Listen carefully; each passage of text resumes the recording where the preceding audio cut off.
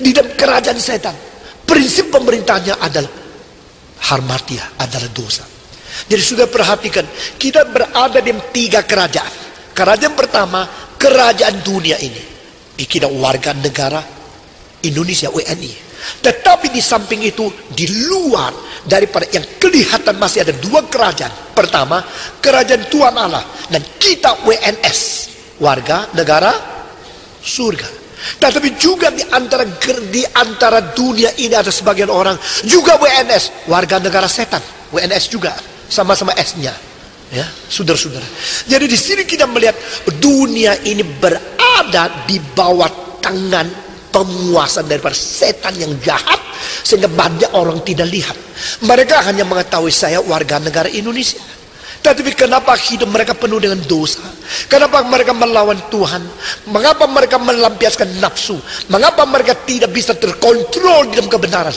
Karena ada kuasa lain dari kerajaan lain sedang mengikat dan membelenggu mereka.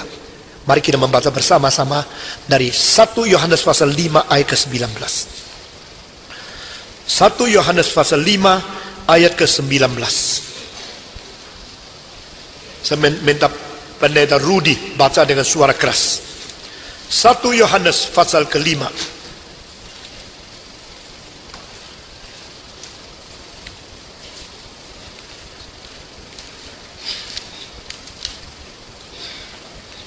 Satu Yohanes pasal 5 ayat yang ke-19.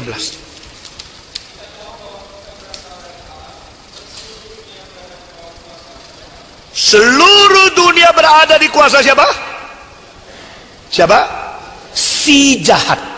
Atau terjemahan lain, seluruh dunia berada di dalam tangan yang jahat itu, yaitu the evil one. Yang jahat itu sudah menonjolkan akan oknumnya, menonjolkan akan sesuatu pribadinya, bukan hanya prinsip kejahatan saja. Saudara-saudara, dan setan menguasai dunia ini dengan apa? Dengan prinsip dosa. Kristus menguasai kerajaan yang prinsip apa? Dengan prinsip keadilan. Ayat terakhir yang kita mau baca, kita akan membaca bersama-sama dari 2 Petrus pasal ketiga. 2 Petrus pasal yang ketiga.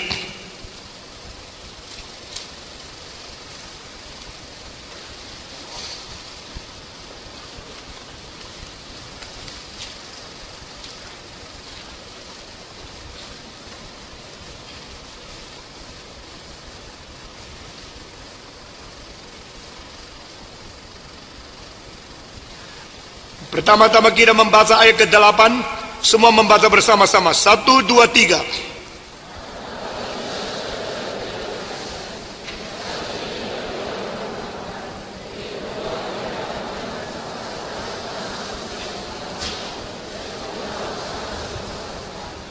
Dan ayat ke-10 semua. 1, 2, 3.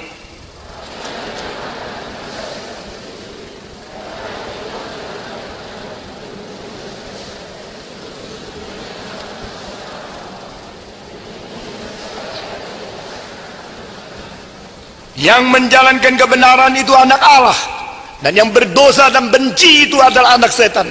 Saudara-saudara sekalian, di sini kita melihat dengan seluruhnya dunia ini sudah berada di kuasa si jahat, dan mereka menjalankan kejahatan. Tapi yang dimiliki oleh Tuhan adalah anak-anak yang menjalankan keadilan dan kebenaran. Saudara-saudara sekalian, dan Petrus mengatakan, mari kita berdoa, mari kita mengharap. Kita mengharapkan ada langit baru dan ada bumi baru yang turun kepada kita. Di dalamnya ada di kayu sunit. Saudara-saudara, di dalamnya ada di kayu sunit. Puji Tuhan. Kiranya Tuhan memberikan kekuatan kepada kita hidup di dalam dunia ini dengan penuh kesadaran, bukan hanya mengabdi kepada negara yang kelihatan. Kita mengabdi kepada negara di atas negara. Kita mengabdi kepada kerajaan Kristus. Dan Kristus berada di takhta karena dia pernah disembelih. Kristus berada di takhta memerintah dengan sifat keadilan. Dan kita gereja menjadi contoh di dunia bagaimana melaksanakan keadilan, supaya takhta Tuhan di dalam gereja juga menjadi betul-betul teguh untuk selama-lamanya. Kiranya Tuhan memberkati kita masing-masing.